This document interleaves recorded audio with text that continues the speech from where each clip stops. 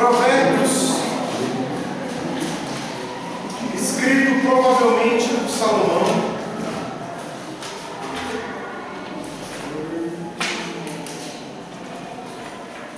É um livro que foi escrito por Salomão. Se minha Bíblia, se eu comprar no caso, não mais nada.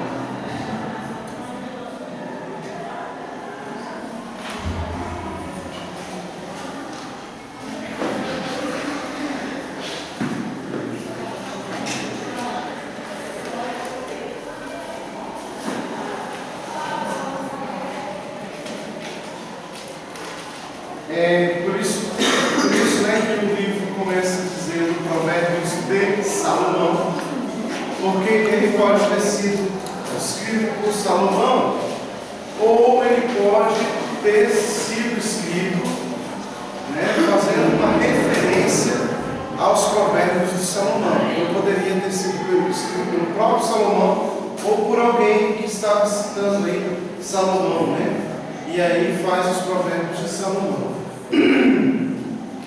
Há um grande debate hoje, depois do século XIX, teológico com respeito à autoria de Salomão. Porque até então, até o século XIX, era certo de que ele era o escritor de Provérbios.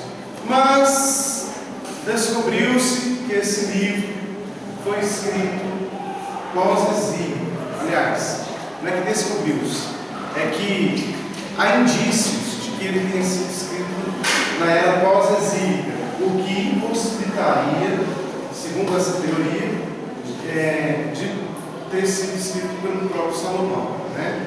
E aí a gente teria um problema, seria um outro autor citando Provérbios. Bem, mas sendo o próprio Salomão que tem escrito ou não, isso não invalida a veracidade e as riquezas que há nesse livro, né, que ele é importante para a gente. Se a gente for fazer aqui uma analogia do tabernáculo, nós podemos dizer que Provérbios, Eclesiastes, que são os 3 livros que nós vamos estudar, que foram escritos por Salomão, e Cantares, Cântico dos Cânticos, eles seriam comparados ao templo, no sentido de que o átrio seria Provérbios, porque é um livro escrito para todo homem, sabedoria para todos os homens. O santo lugar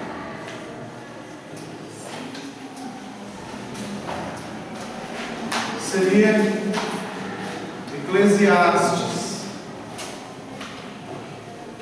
seria um livro escrito para a igreja. E o santíssimo lugar, ou o santo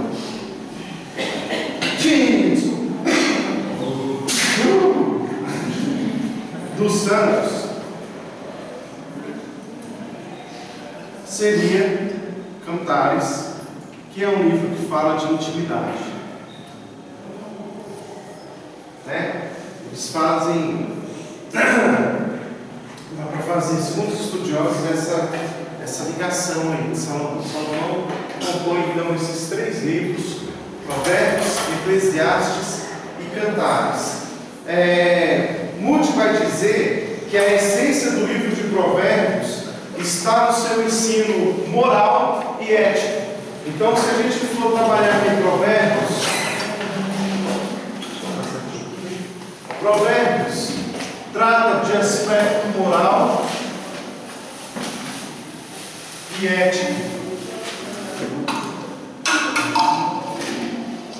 A essência do livro é essa: aspecto moral e aspecto ético, né? Trabalha esses princípios. Então, a peculiaridade desse livro é que ele ensina principalmente por meio de contrastes.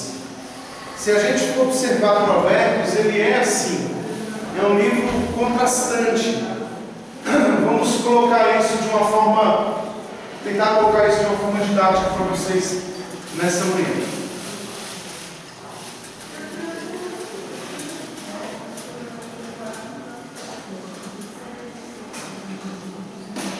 Eu não sei se eu passei algumas bibliografias sobre o livro do Antigo Testamento, mas fica aí a dica para vocês de um livro pregando e ensinando a partir do Antigo Testamento. Esse livro é legal, vocês podem adquirir. Esse livro é do Kaiser Júnior, tá? Pregando e ensinando a partir do Antigo Testamento. É um guia para a igreja. A CPAD é a editora desse livro. E você também tem o Brumming, ele escreve um bom livro também, que é Revelações Messiânicas no Antigo Testamento. Revelações Messiânicas no Antigo Testamento. Então ele vai apontar Cristo no Antigo Testamento. Então, para você aí que é mãe e quer dar alguma coisa de presente para o seu marido aí no Dia dos Pais, está aí uma sugestão, né? Compre esse livro aí do Brumming, Revelações Messiânicas no Antigo Testamento para o seu marido. Ele vai gostar. Ao invés de dar uma meia, né? Um livro. Meia não é bom, faz buraco, dá chulé, né? Então, compre um livro. Se você não tem marido, compra para o seu pai um livro, né? Pai, aquela é para o senhor, mas antes do senhor, deixa eu ver se presta, né? Fica a dica aí. Muito bem, gente. Vamos falar desses contrastes de Provérbios? Então vamos colocar aqui. Provérbios é um livro de contrastes.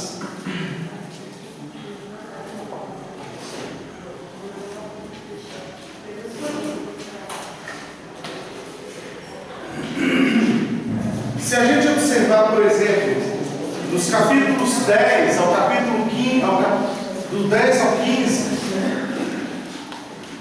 é a maior evidência. Nesses capítulo 10, 11, 12, 13, 14, 15, esses 6 capítulos, praticamente quase em todos os versículos você encontra a palavrinha mas. Essa palavra é muito evidenciada nesses 6 capítulos. Então, quase todo versículo aí tem essa palavra mas. Nos capítulos 1 ao 9, de Provérbios,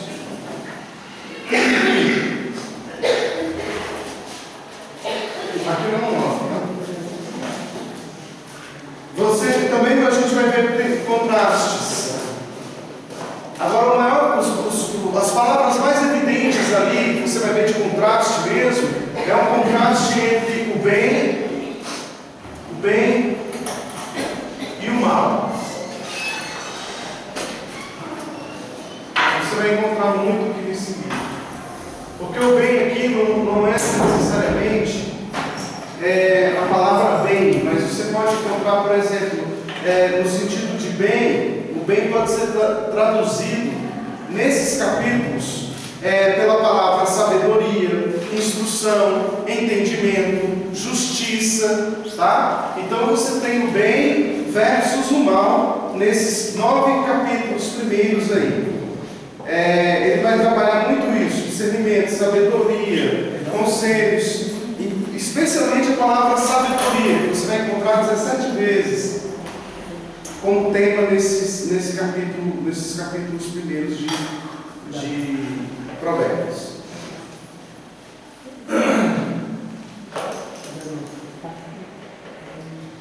Há um contraste, né? Há um dado aqui, 17 vezes você encontra nesse período, nessa primeira porção, de 1 a 9, você encontra esse contraste com a sabedoria, e 22 vezes no restante do livro. Então, o texto-chave de Provérbios é Provérbios capítulo 1, versículo 7. Você pode colocar ela como uma palavra-chave de todo o livro. Eu queria que alguém lesse esse versículo, Provérbios 1, 7. O temor do Senhor é o princípio da ciência. Os loucos desprezam a sabedoria e a instrução. Ok. Então, essa mesma palavra de Provérbios 1, 7, ela é repetida no capítulo 9, no versículo 10. E você também vai ver ela em Salmos e também em Jó. Então, essa peculiar essa seção de Provérbios é quando há nos primeiros capítulos a personificação da sabedoria, como se essa sabedoria fosse uma mulher. Se você abrir a sua Bíblia aí, no capítulo 3, versículo 5, vamos fazer 15, perdão, 3:15. Vamos dar uma olhadinha nesse negócio da personificação da sabedoria.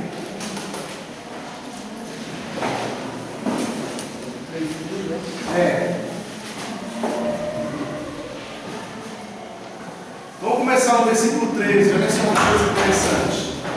Provérbios 3:13 diz assim: feliz o homem que acha sabedoria e o homem que adquire seu conhecimento, porque melhor é o lucro que ela, a sabedoria, dá do que o da prata, melhor a sua renda do que o ouro mais fino, mais preciosa é do que pérolas, e tudo que podes desejar não é comparável a ela. Ele está falando da sabedoria. Então, aqui na verdade, a sabedoria, ela é feminina, ela é uma personificação da mulher. Você vai encontrar no capítulo 7, versículo 4. Isso também de uma forma bem evidente, ó.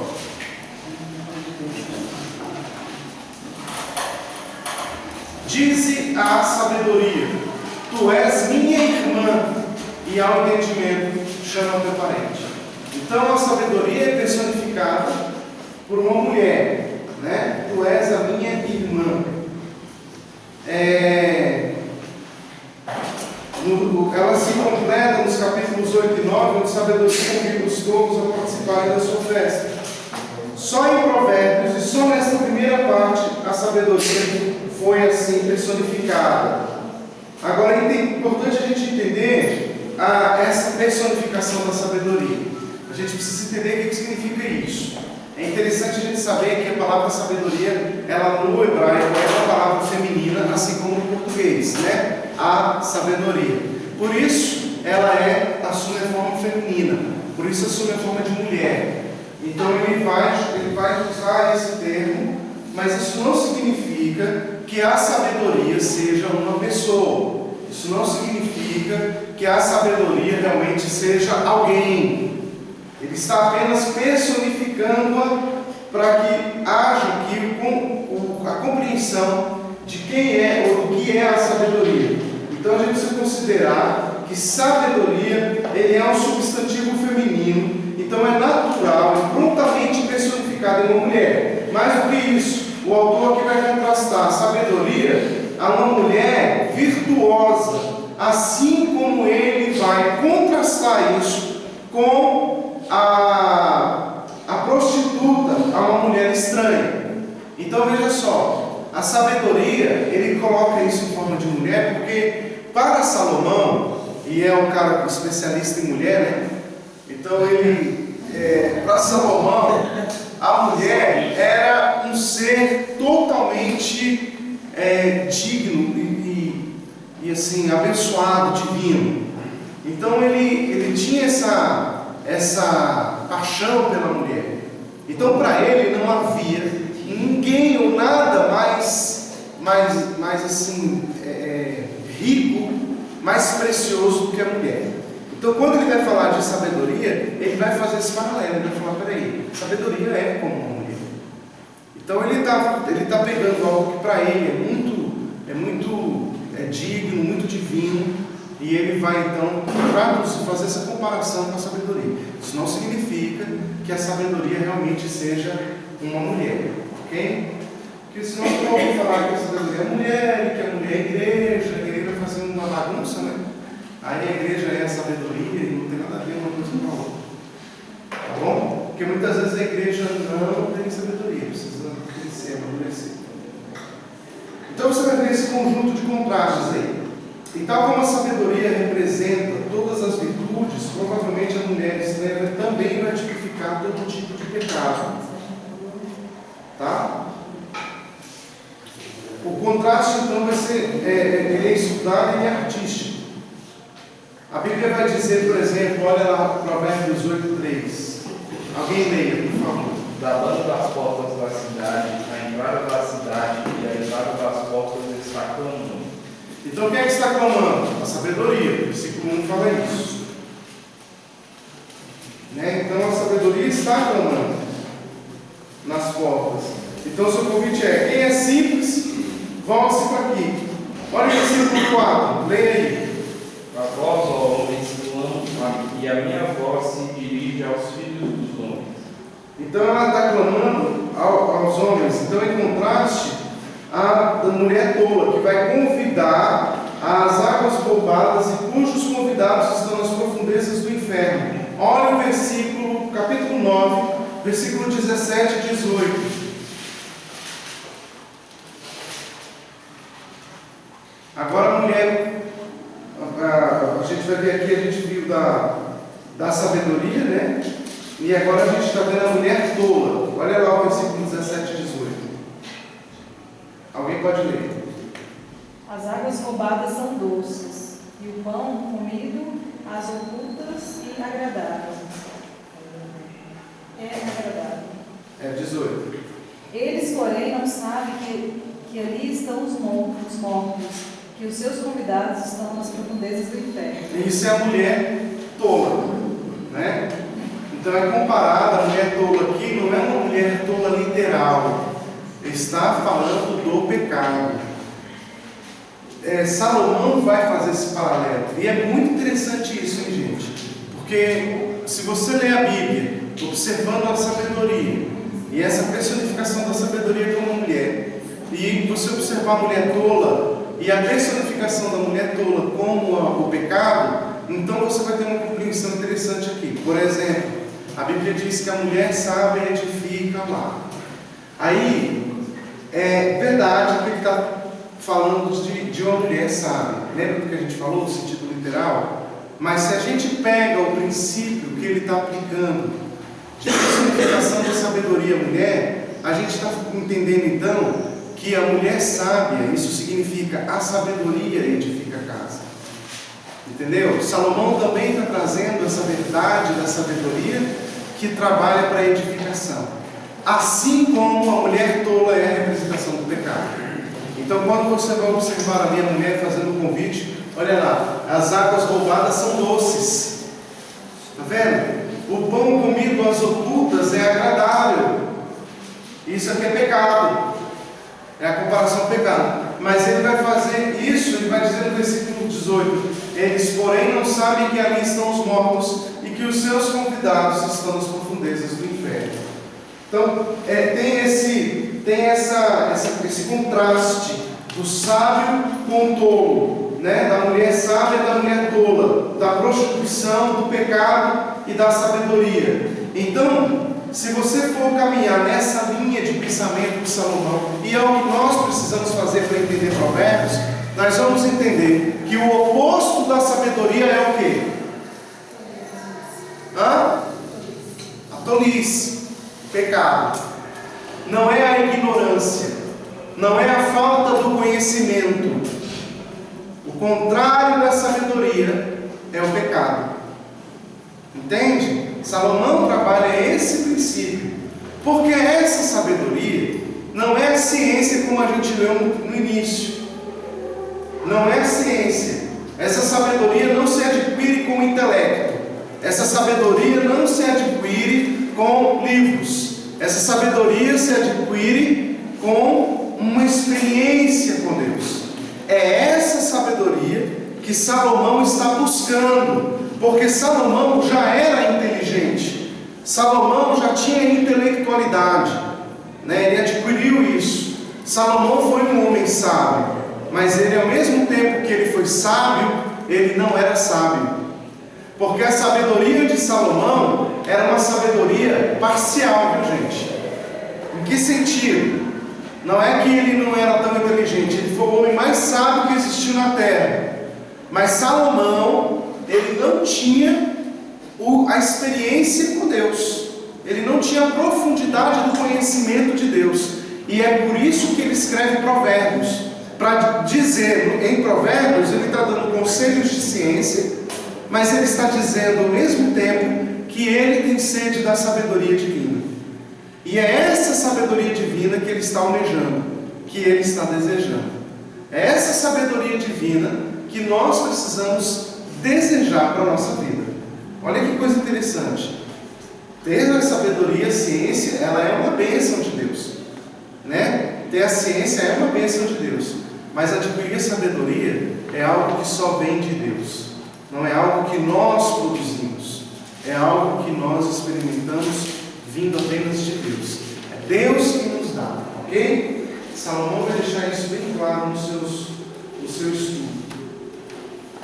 Muito bem. Deixa eu ver se tem mais alguma coisa aqui que a gente pode passar. Esse contraste que eu estudado é artístico. A gente vê da sabedoria. O capítulo 1 e 9, então, ele vai contrastar, portanto, o pecado com a justiça. Pastor, só tirar a dúvida. Pode falar. Esse livro de Provérbios, então, foi antes da experiência que ele teve com o Senhor, com Deus? Não, teve experiências com Deus. Não, essa experiência que ele pede sabedoria a Deus e Deus abençoa com sabedoria, ele deu um homem na terra, sabe? Essa foi depois. Isso aqui, ele escreve isso depois dele ter pedido a Deus a sabedoria. Só que o que acontece? Faltou experiência. Tanto é que ele escreve esse livro de Provérbios no início do seu reinado, né? Então ele está cheio de empolgação, está cheio de ideia, está cheio. Agora o interessante é o seguinte: qual é o livro que ele vai escrever na velhice? Cantares. Eclesiastes. Entendeu? Aí já em Eclesiastes, quando ele vai escrever na velhice, parece que não é o mesmo Salomão, né? Porque agora ele está escrevendo o livro com sabedoria, com a sabedoria da experiência, né? Aí ele parece que aí ele olha e fala assim: tudo é vaidade, até o conhecimento é vaidade, até a sabedoria ele chama de vaidade, que é o conhecimento. Então você vai ver que ali já está um cara mais maduro e acho que até certo ponto frustrado, porque aí o pessoal fala assim: e aí, Salomão morreu salvo ou não, né? E essa foi a grande discussão da minha época de juniores, né? A salvação de Salomão. A gente já discutiu muito sobre isso, né? Salomão foi salvo, não foi salvo. Ou o povo fofoqueiro que gosta de saber da vida dos outros, né? Será que Salomão foi para o céu, foi para o inferno? Mas na verdade, Salomão teve uma experiência muito frustrante no final da sua vida. Ele foi muito frustrado, porque ele tinha sabedoria, mas por isso que eu estou falando, ao mesmo tempo não tinha a sabedoria. Porque ele tinha o conhecimento, Deus deu a ele a ciência da terra, Deus deu a ele o conhecimento de várias coisas, mas lhe faltava a sabedoria da experiência. E aí ele foi adquirindo isso ao longo do tempo. Aí ele foi vendo que houve um complexo de frustrações aí que foram chegando, levando a um resultado que não agradava. Por isso, inclusive, ele teve 1000 mulheres. Isso fazia parte da sabedoria de Salomão, do seu conhecimento. Tá? Mas aí ele já teve essa experiência com Deus no início. Mas isso não significa que ele já tinha tido uma vida plena. Então, continuando, a gente vê o seguinte: as palavras sabedoria, instrução, entendimento, através de toda essa passagem, não se referem simplesmente à inteligência e capacidade humanas, mas antes elas vão contrastar com o que é mal. Então a sabedoria, conforme usada aqui, ela é, portanto, uma qualidade moral. Então a gente vai ver que sabedoria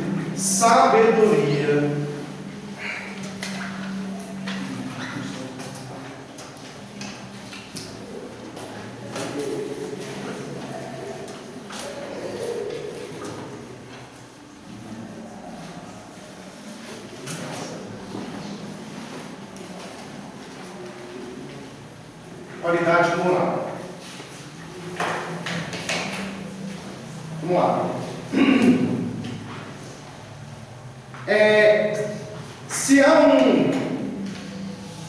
Se Cristo é apresentado em Provérbios, e eu creio que é, Cristo é apresentado então com essa característica. Provérbios apresenta Jesus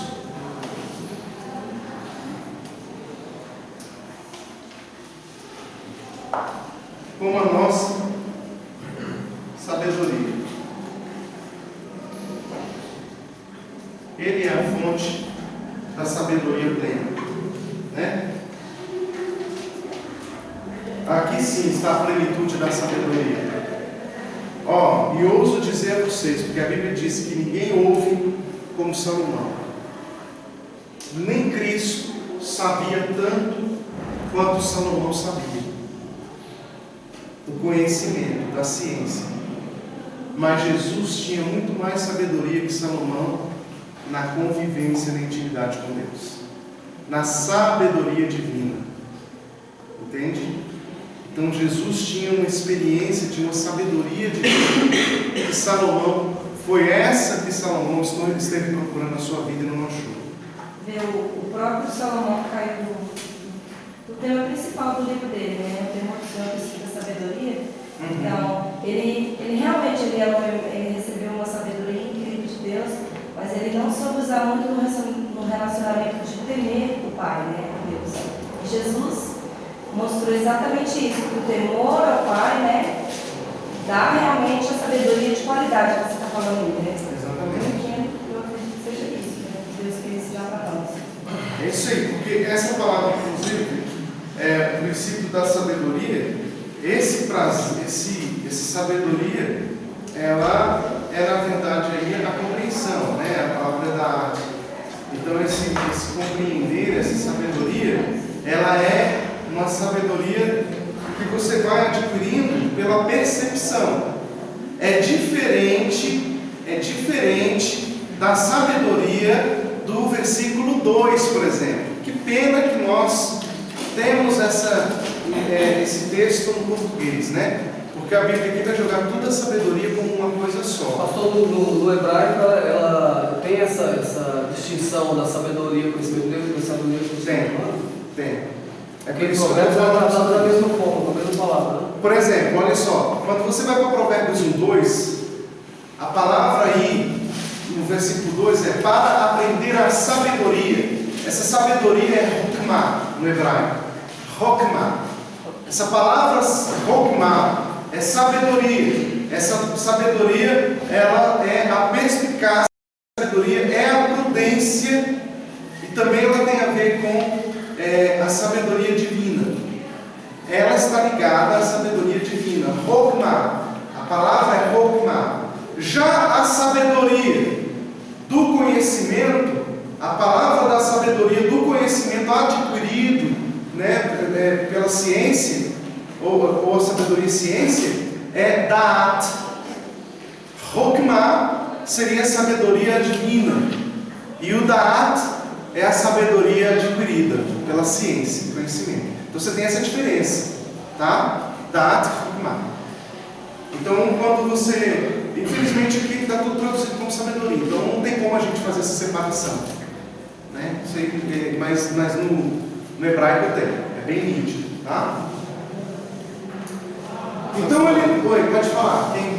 No decorrer do livro também, eu acho que ele coloca assim, não expressamente, mas dá para você perceber essa distinção. Que ele coloca a sabedoria como se fosse algo que você aplica no dia a dia, né? Por exemplo, ensinar o filho e tal, para que ele não se irrite e tal. E o conhecimento já não é o conhecimento de estudar e tal, do ensino, né? Isso. Exatamente. Isso na prática, ela tem essa diferença aí. Vendo aqui também no livro de Eclesiastes, Salomão começa o livro dizendo assim que buscou conhecer, ter experiências. Lá no versículo 16, ele fala o seguinte, que com efeito, o meu coração tem tido larga experiência de sabedoria e do conhecimento. Então, Isso. mas também a aplicação prática desse conhecimento. Isso, exatamente. Aí ele já escreve no fim da vida dele. Isso, né? mas E aí ele está falando de mas sabedoria. ele fala do passado, ele procurou. Isso. Pelo menos a impressão que eu tenho, sabe? Ele recebeu toda a sabedoria, né, como ele pediu, só que para ele isso não foi suficiente. Ele quis experimentar, ele sabia que não deveria. Ele sabia, já tinha experimentado que não deveria. Mas assim, mas será que isso é verdade mesmo? Aí ele quis experimentar isso. E pelo fato de ele querer experimentar tudo isso para ele saber que não deveria, né? Aí ele teve aquele desenrolar da vida toda dele, que ele olha para o passado e falou assim, olha, É isso mesmo. tudo isso que eu fiz não valeu a pena. Que realmente, que vale a pena você ter temor a Deus. E assim, olha, então olhem para mim, tudo que eu fiz, eu estou falando, não vale a pena. Que vale a pena mesmo você temer a Deus. Exatamente. Porque nessa busca da sabedoria, ele não foi, como a senhora falou, né, buscando no temor do Senhor. Ele buscou mesmo pela ciência.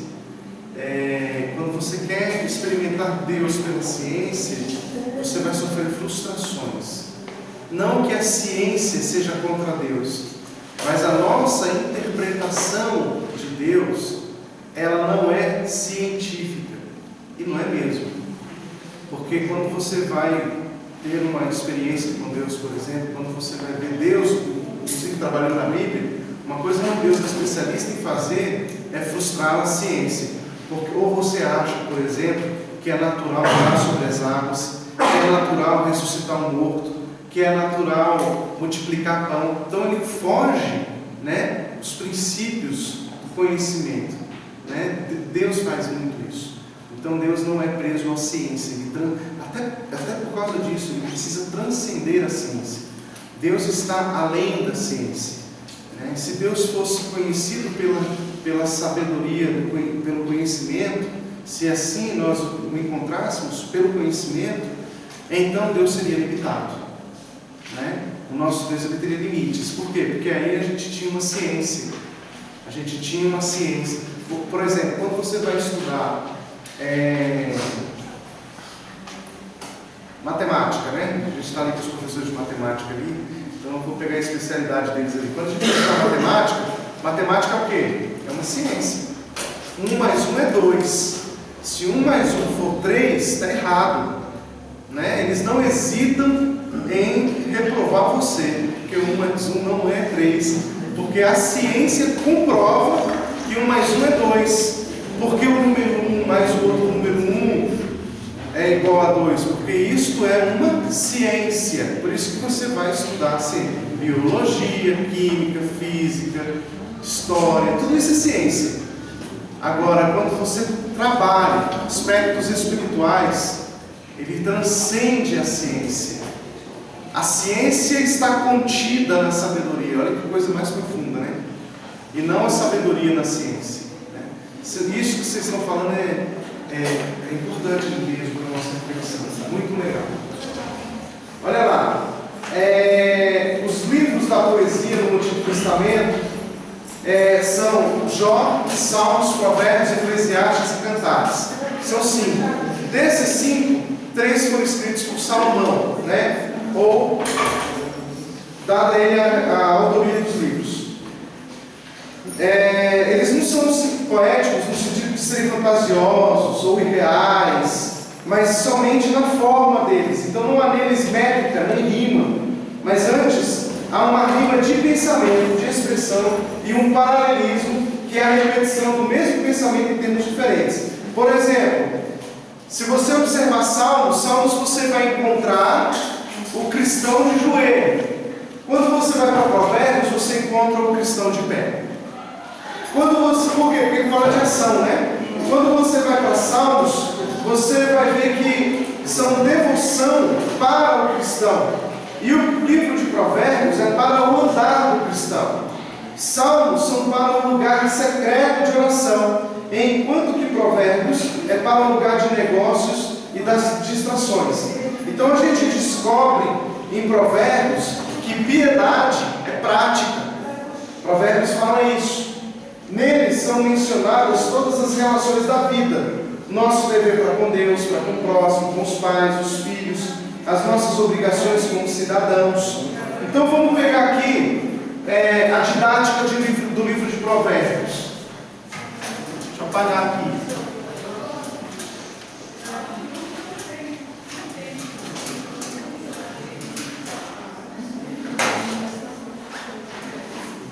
Provérbios, do capítulo 1 até o capítulo 10, são conselhos, trata de conselhos para os jovens. Esse quadro está cada dia balançando mais.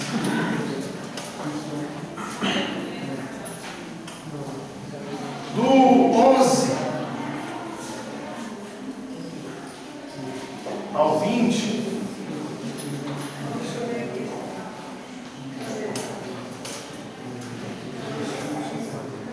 trata de conselhos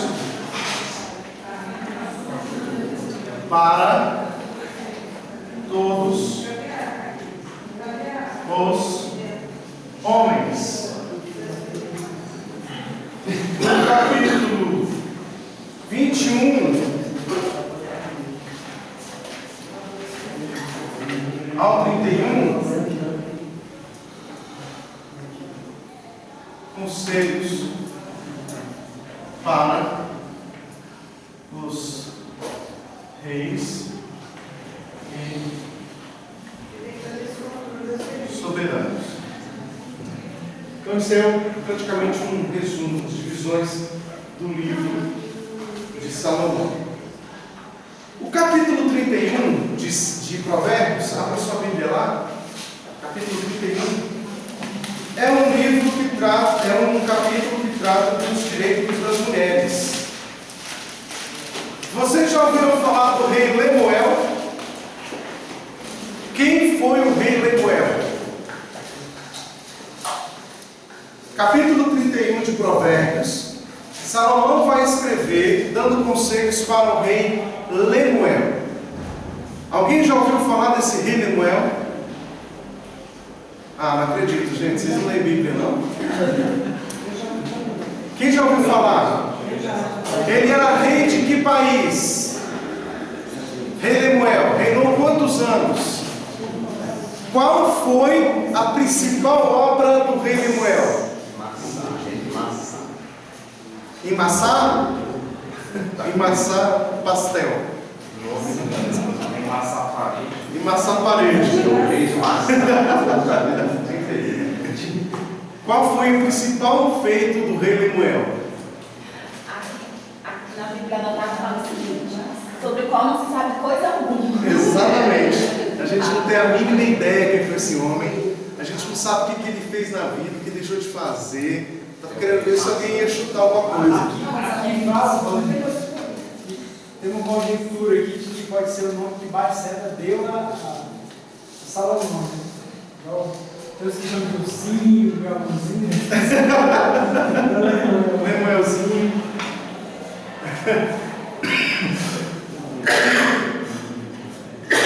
Salomão, esse conselho para o Lemuel, rei Lemuel. Esse rei Lemuel de Massá, não se tem a mínima ideia de quem foi esse cara, o que ele fez na vida. Mas, olha só esse conselho. Os quais lhe ensinou sua mãe. Que te direi, filho meu, ó filho do meu ventre? Que te direi, ó filho dos meus votos? Não deis às mulheres a tua força, nem os teus caminhos às que destroem os reis. Não é próprio dos reis, ó Lemuel, não é próprio dos reis beber vinho, nem dos príncipes desejar bebida forte, para que não bebam e se esqueçam da lei, e pervertam o direito de todos os aflitos. Dai bebida forte aos que perecem, e vinho aos amargos de espírito, para que bebam e se esqueçam da sua pobreza e de suas fadigas não se lembrem mais. Abre a boca a favor do mundo, pelo direito de todos os que se acham desamparados, Abre a boca, julga atentamente, faz justiça aos pobres e aos necessitados. Agora entra a questão da mulher. Mulher virtuosa, quem a achará? Isso é a mãe, é o conselho da mãe que ele recebeu. Hein? O seu valor muito excede o de finas joias. Por isso que eu não dou joia para minha esposa. Né? Mas Isso é muito fico, hein? Pastor? Não sei se na sua Bíblia traz. Isso é denegrir, dar joia para a esposa é denegrir a imagem da esposa. Como você, pastor? Eu não sei se na sua Bíblia, mas na minha Bíblia, cada vez que está escrito Aleph, Bet, Gimel, Dalet, Essas palavras, bem, Gimel, essas palavras aí, elas são, como ela é um provérbio, como ela é um escrito de forma poética, então ela vai ser falada em estribilhos. Então isso aí é relativo à numeração, primeiro estribilho, segundo estribilho, tá? O Aleph é equivalente ao primeiro estribilho.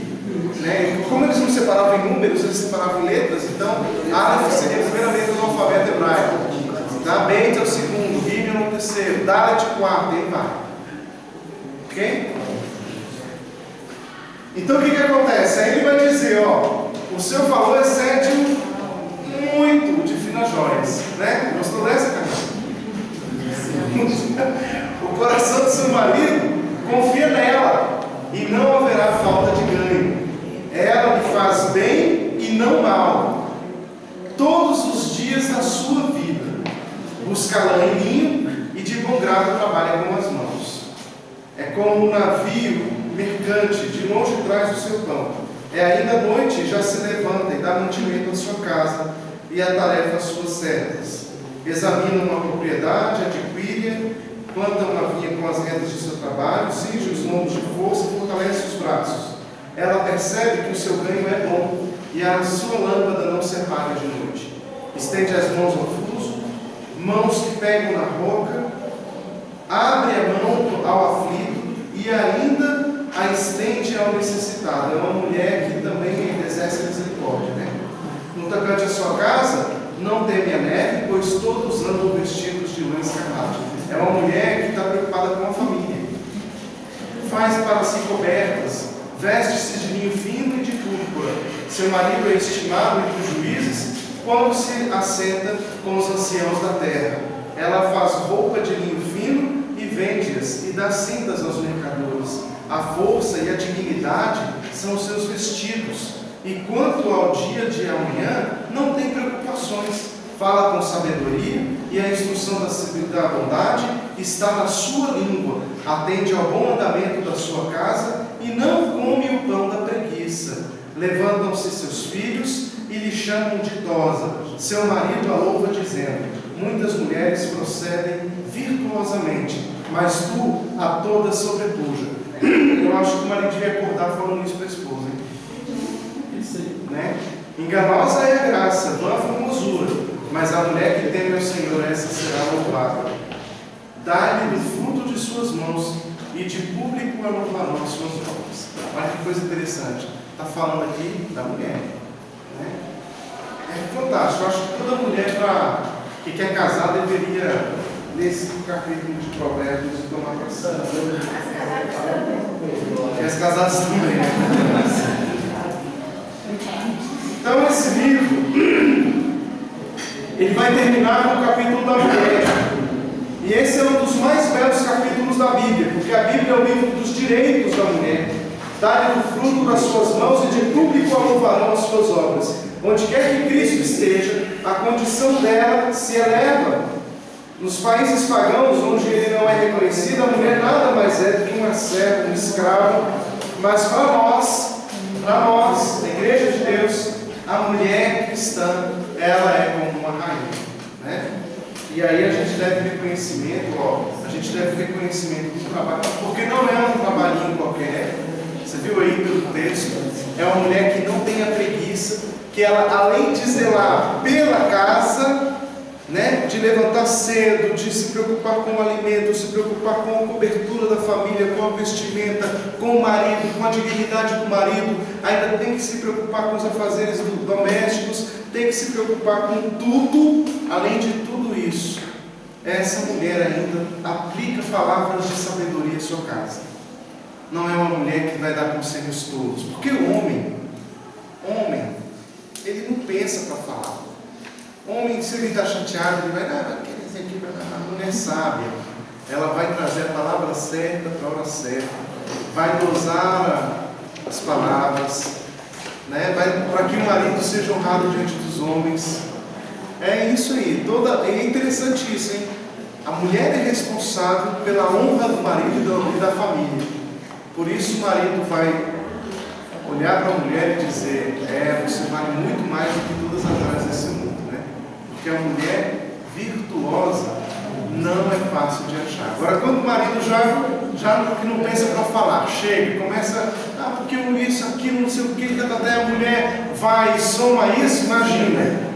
Né? Por isso que a Bíblia diz que a tola com as próprias mãos o destrói, né? Mas é isso mesmo, é porque não sei o que, mulher com preguiça de tudo, com preguiça de come o pão da preguiça.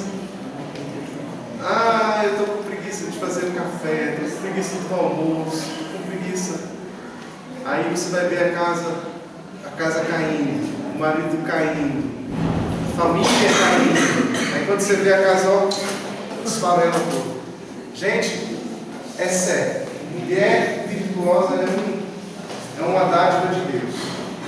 E essa aqui do 31, pastor, ela ainda era corretora de imóveis. Né? Era, exatamente. Ela ainda tinha sua profissão. Porque ela, por causa da propriedade e tal. Era uma mulher ainda que se preocupava com a casa. Esse livro apresenta um sistema de conduta e vida. Deus é aceito como um fato. Seja sábio e procure descobrir o plano dele para a sua vida. Provérbios tem, por fim, fornecer normas para uma vida reta. Então a sabedoria, ela vai ser representada como habitando com Deus desde toda a eternidade. Desde a eternidade foi estabelecida, desde o princípio, antes do começo da terra. Quando ele preparava os céus. Isso está lá em Provérbios capítulo 8. Olha lá, quer ver? Abra sua Bíblia lá. Provérbios 8, versículo 23.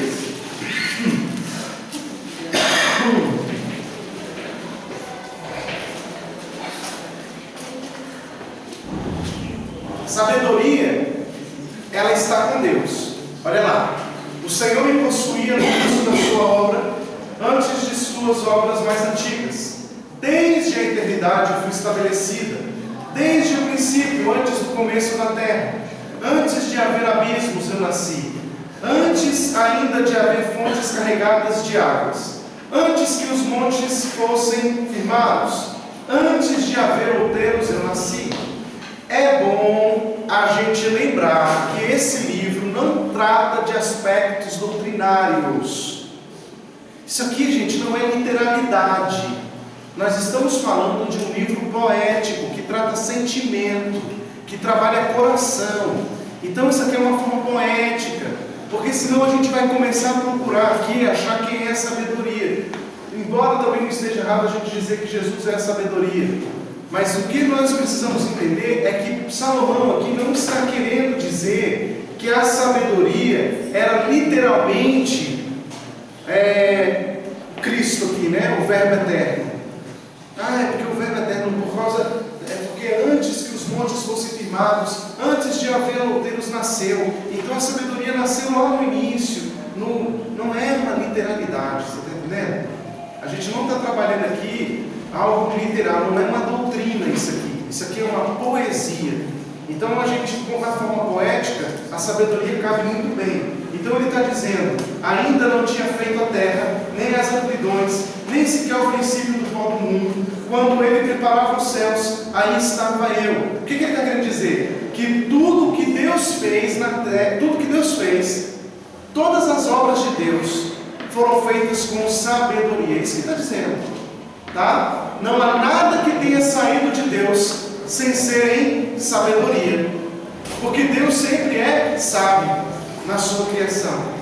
Então por isso que a Bíblia vai dizer no verso 27, quando Ele preparava os céus, aí estava eu. Quando traçava o horizonte sobre a face do abismo, quando firmava as nuvens de cima, quando estabelecia as fontes do abismo, quando fixava o mar ao seu limite, para que as águas não traspassem os seus limites, quando compunha os fundamentos da terra, então eu estava com Ele, eu era seu arquiteto, dia após dia, eu era as suas delícias, folgando perante Ele em todo o tempo, regozijando-me no seu mundo habitável, e achando as minhas delícias com os filhos dos homens. Agora, pois, ouvi-me, porque felizes serão os que guardarem os meus caminhos.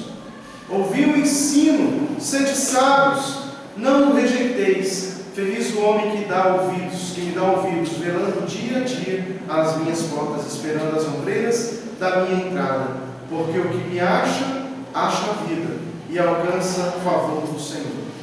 Mas o que peca contra mim, violenta a própria alma, todos os que me aborrecem amam a morte. Então esse é o texto da sabedoria. Quer ver uma coisa? Comparado a esse texto de Provérbios capítulo 8, abra sua Bíblia em 1 João 1:1. Vamos fazer assim, ó. Um abra a Bíblia em 1 João 1, versículo 1 e 2, tá? 1 João. Outro abre em Hebreus 1:2. Hebreus 1:2. E outro abre em Colossenses 2:3. Colossenses 2:3. Colossenses 2:3. 1 João 1:1 e 2. Quem achou ler, por favor? Que era desde o princípio, e o que temos ouvido, que temos visto com os nossos próprios olhos, e o que contemplamos, e as nossas mãos apalparam com respeito ao verbo da vida. Ok. A gente vai ver que esse paralelismo, ele tem um sentido, uma identificação messiânica. Mas isso não significa que a sabedoria seja, de fato, um nascimento, uma forma, né?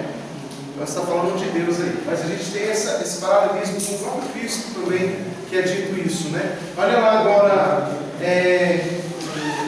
o próximo texto, Hebreus 1:2. Quem achou ler, por favor? Nestes últimos dias nos falou pelo Filho, a quem constituiu o herdeiro de todas as coisas, pelo qual também fez o universo. Colossenses 2:3.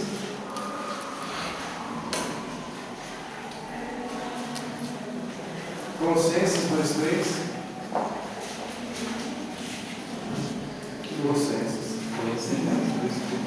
Em quem todos os tesouros da sabedoria e do conhecimento estão ocultos. Está falando de Cristo, né? Agora olha essa coisa interessante. Não está falando que Cristo é a sabedoria, mas está dizendo que Cristo tem a sabedoria, porque nele a sabedoria está oculta. Então a gente não pode, por isso a preocupação de não limitar Cristo à sabedoria, mas dizer que a sabedoria está em Cristo. Olha que coisa interessante, se a gente puder entender então isso. Olha que coisa interessante ficaria o texto de Coríntios. Abra sua Bíblia em 1 Coríntios, capítulo 1, versículo 30. 1 Coríntios 1:30. Aonde houver a palavra sabedoria, coloca Cristo aí, só para você ver como é que fica interessante esse texto. 1 Coríntios 1:30.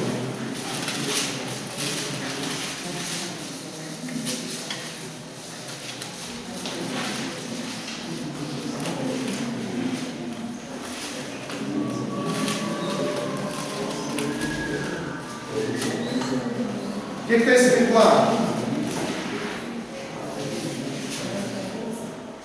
Mas vós sois dele, em Cristo Jesus, o qual se nos tornou, da parte de Deus, sabedoria e justiça, e santificação e redenção. Agora, onde está a palavra sabedoria, onde está a palavra sabedoria, coloca Cristo aí, leia de novo e troque a palavra. Mas vós sois dele, em Cristo Jesus, o qual se nos tornou da parte de Deus, Cristo, e justiça, e santificação, e redenção. Isso.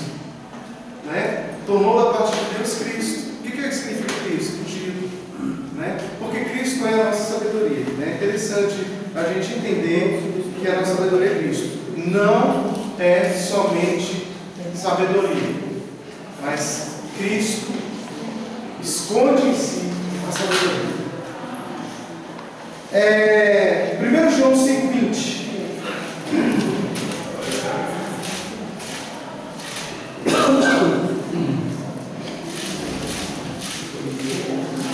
Diz assim: também sabemos que o Filho de Deus é vindo e nos tem dado entendimento para reconhecermos o verdadeiro. Então a gente tem isso. Gente, Provérbios, então, para a gente concluir aqui o livro, porque os outros são 5, são um pouco de coisas que nós vamos falar, mas eu me identifico bem em Provérbios para a gente ter isso. Tem os conselhos para os moços. No conselho dos moços, a gente vai ter nos 10 capítulos tratando de sabedoria, porque ele vai dizer que a adoração, o temor do Senhor, é o primeiro passo para a sabedoria. Vai falar de retidão. O caminho estreito e reto é o que apresenta índices mais baixos de acidentes. Então a gente tem que ter uma vida de retidão. Ele vai trabalhar isso para os jovens. Ele vai trabalhar também orientação. Pergunte a Deus a respeito de tudo, porque Deus conhece todas as veredas. Então esse é um conselho que ele dá no capítulo 3.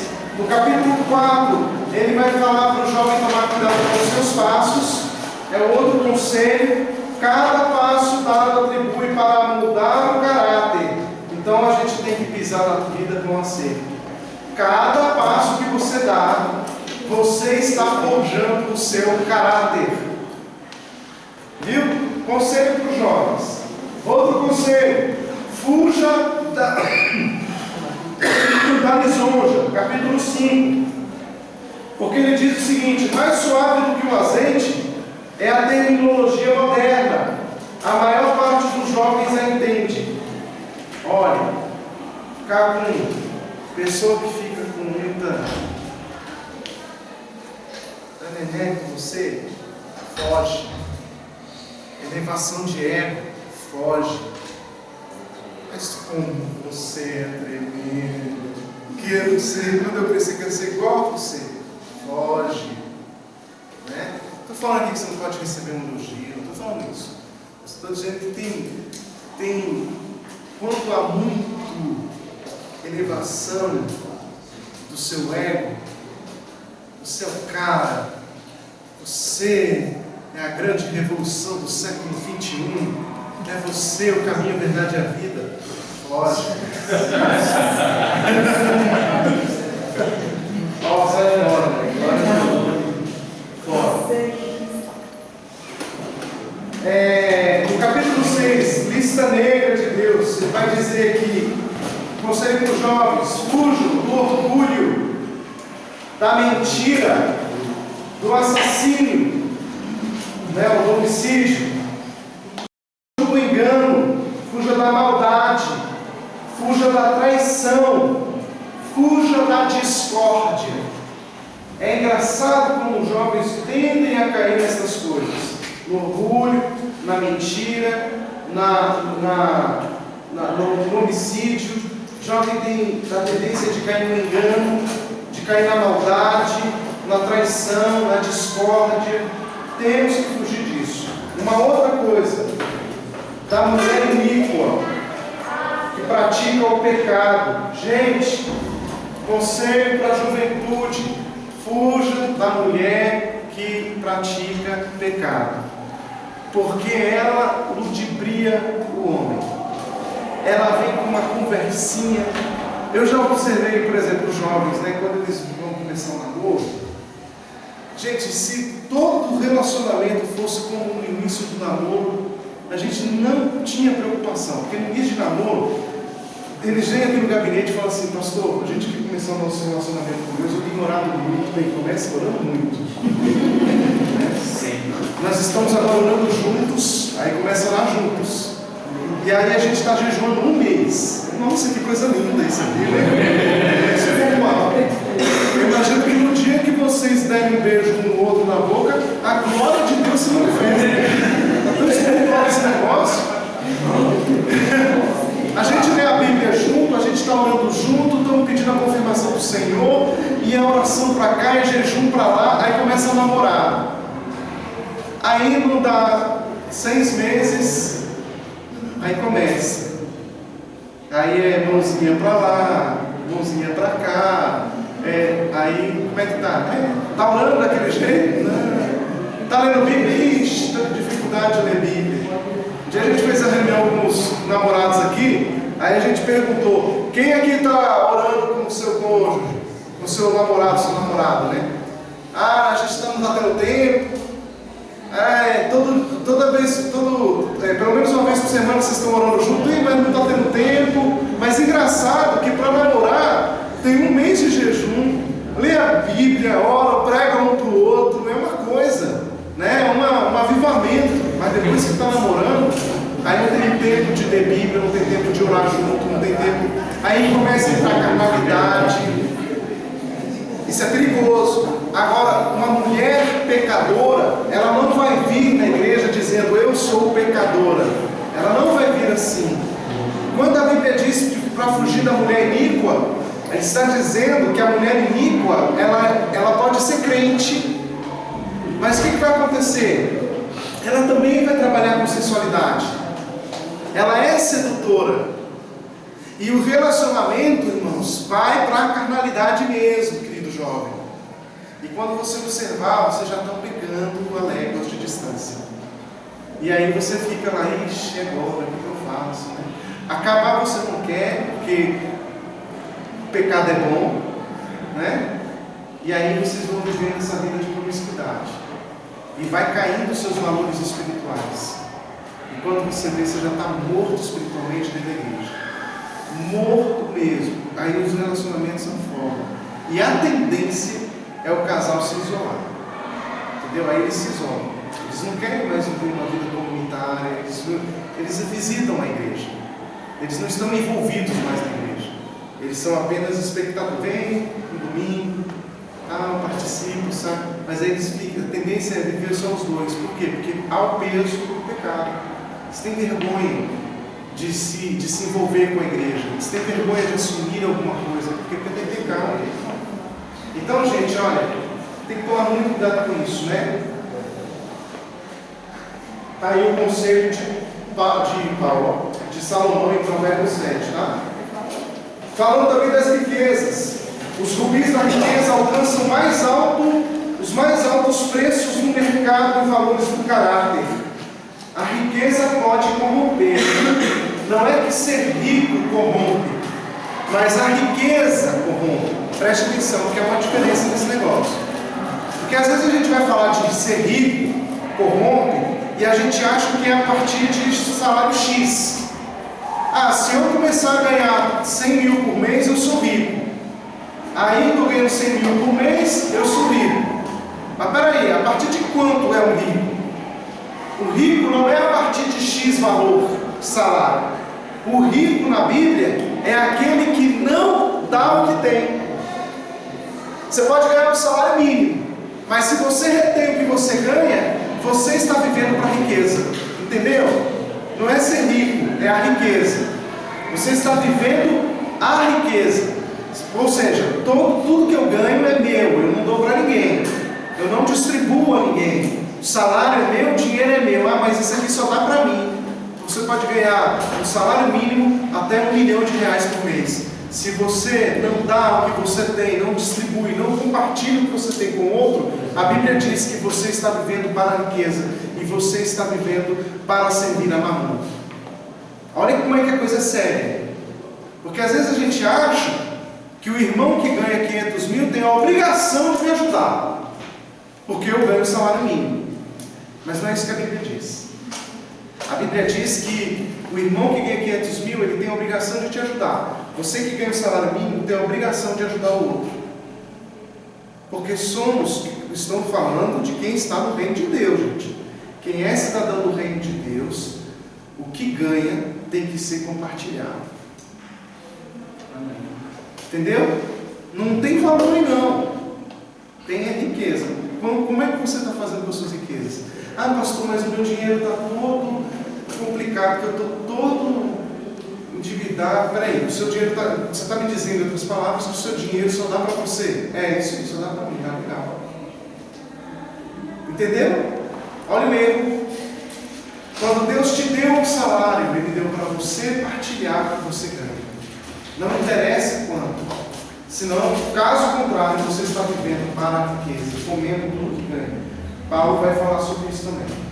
Então a Bíblia vai dizer que a riqueza ela vai mudar o seu caráter, viu? A busca da riqueza, muda o seu caráter. Vai falar da diversão, capítulo 9, e no silêncio. Homens que falam muito, raramente são sábios.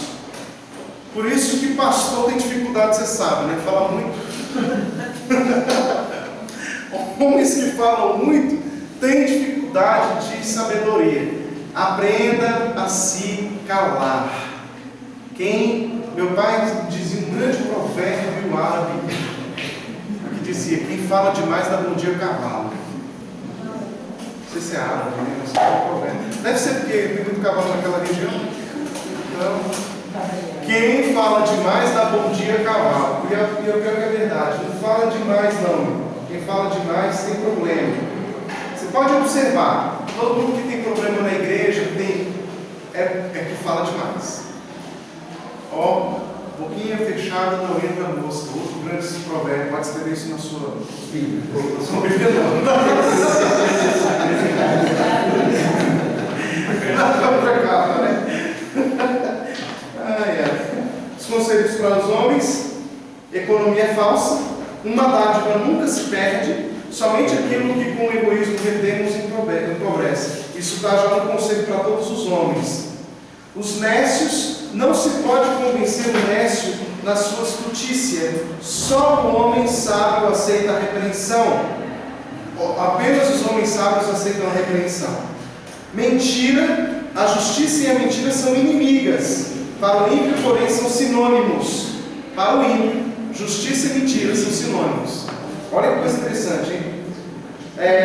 Respostas que saram. Duas pessoas não devem irar-se ao mesmo tempo. Isso é bom para casamento, né? Há um outro grande provérbio que diz que quando um burro fala, o outro abaixa a orelha, né?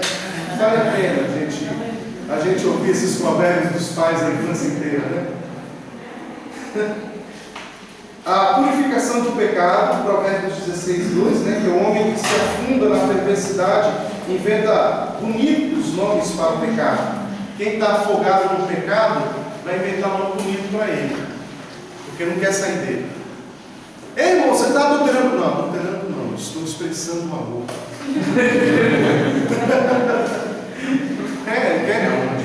Estou vivendo amor sem limites. Não é assim, né? É nome bonito para pecado. Fazer amigos. O homem amável vai ter amigos. Ser parente de alguém não é garantia de ter amigos. Ser parente não é garantia de ter amigos. É o que a Bíblia diz em Provérbios 18. E no capítulo 20 a Bíblia fala da bebida. Se alguém se inclina a favor da bebida forte, não deve surpreender-se quando ela trouxer malefícios. Olha que coisa interessante, hein? Você tem que pegar uma bebida fraca para não ter malefícios amanhã. E não é só malefícios na saúde. Quem se embriaga tem problema com a língua e vai trazer malefícios. Conselhos para os reis e governantes. Vai falar de domínio próprio. E uma das coisas que ele vai dizer em provérbio sobre o domínio próprio é: a boca bem guardada contribui para uma alma serena. Que coisa, hein? Tiago vai falar sobre isso também, né? Reputação. Escolha um bom nome em vez de grandes riquezas. Seu nome continuará e as suas riquezas vão cessar com a morte. Morreu, meu filho. Como diz o meu grande sábio cunhado Davi, vai todo mundo para o mesmo buraco, né? Então é isso mesmo. Morreu, vai para o cemitério. Lembra? Michael Jackson está lá, debaixo da terra, né? Os grandes homens aí que tinham riquezas estão lá debaixo da terra. Nós também vamos, todo mundo vai. O que vai permanecer? O seu nome. Quando lembrarem de você, vão falar: ixi, meu pai era trambiqueiro, minha mãe era trambiqueira, mentiroso, mentirosa, enganava ele. Não, meu pai era reto, minha mãe era reta. O seu bom nome é que vai permanecer. A sobriedade. O vinho rubro é colorido, mas ele é calamitoso. O vinho vermelho. Conselho. O julgamento sóbrio de um grupo sadio e pensante é de mais confiança do que a sua própria opinião. Sobre mulheres, no capítulo 25, é preferível estar sozinho no eirado de uma casa do que dentro dela com uma mulher briguenta. Isso é verdade, né? A mulher briguenta é um tormento. Você está com a sua esposa do lado, você fala: graças a Deus eu vi você não é briguenta, né? Graças a Deus.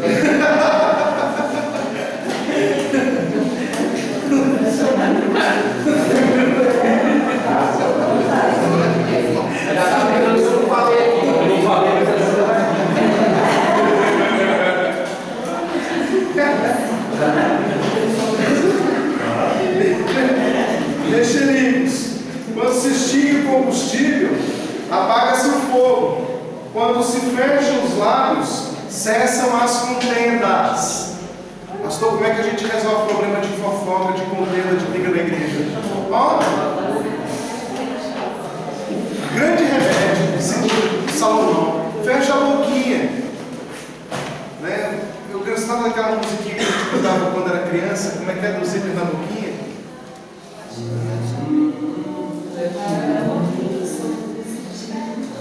É isso aí, ó. A sua boquinha, como é que é?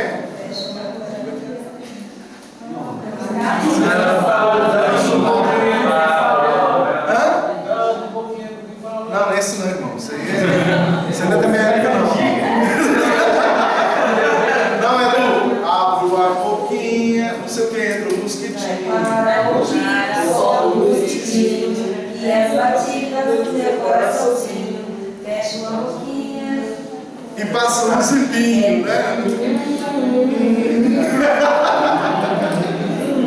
Então aquele negócio tem dois ouvidos, é para ouvir. Acho que a gente tinha que ensinar essa música na igreja, né? Uma criança do lado. Fala pro irmão que você tem problema com ele. Tá, obrigado. Pro irmão que você tem problema com ele, vai lá, canta lá pra ele. Fecha a boquinha. Saia do seu lugar.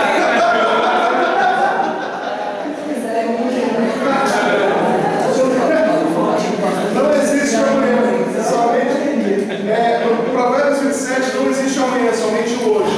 O que você tem que fazer, faça-o agora, pois o agora não tardará a tornar-se então. E a compreensão, nível social não é garantia de um coração compreensível. A Bíblia também vai falar sobre suborno. Busque a justiça e sua terra permanecerá. Aceite o suborno e ela o irá. Segurança, confiar em Deus é a única armadura da alma. Então você tem aí Provérbios que fala sobre isso. Gente, Eclesiastes é o livro do fim da experiência de Salomão. E Cantares de Salomão, a gente falou de Eclesiastes, fala da experiência frustrante de Salomão, né? Mas é um livro que vale muito a pena a gente ler, porque ele vai trazer a experiência e a sabedoria de Salomão. Vale a pena a gente se identificar com isso. E Salomão também vai dar esses conselhos, inclusive para jovens. Aliás, esses homens, esses reis, estão muito preocupados com a vida dos jovens, e eles vão sempre estar se referindo aos jovens. No capítulo 12 de Eclesiastes, ele vai fazer isso, né?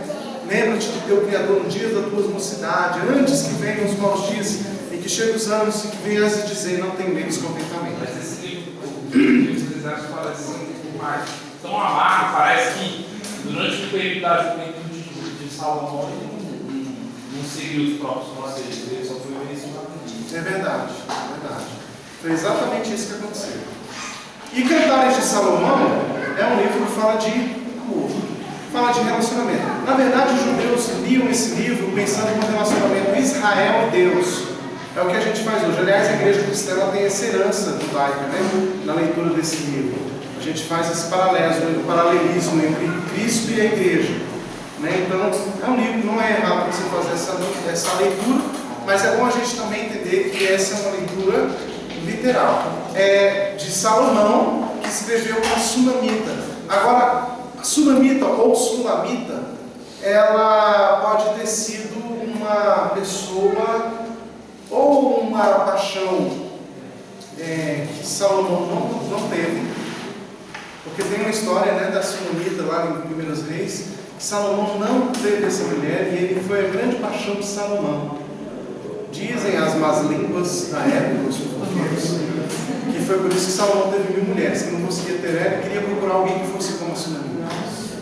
E aí ele foi procurando, e ele foi procurar a felicidade dele. Dizem as más línguas, bem, como eu não sei fugir da vida de Salomão, cada um com a sua vida, eu sei de uma coisa, Salomão vai fazer esse livro de cantares pensando na Sunamita. Provavelmente ou foi aquela paixão não correspondida, o que alguns estudiosos defendem, ou foi uma pessoa, uma mulher idealizada, pelo Salomão. Ele idealizou essa Sunamita, tá? Então ele não se casou com ela? Não. Não esse relacionamento? Em ambos casos, esse relacionamento não existiu. Não existiu. Por isso que tem aquele provérbio, né, Antônio? Eu tive em 1000, eu tive em 1001, eu não quisesse de nada.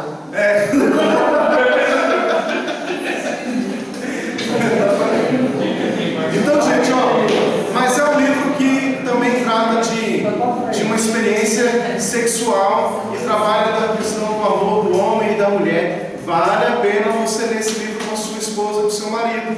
Né? Muito legal você fazer aí ter uma visão do que é um relacionamento conjugal. Né? Ali eles trabalham isso, pelo menos idealizado, né? Do Salomão. Gente, que Deus abençoe vocês. Nossa, a gente saiu pulando aqui. Eu quis me meter.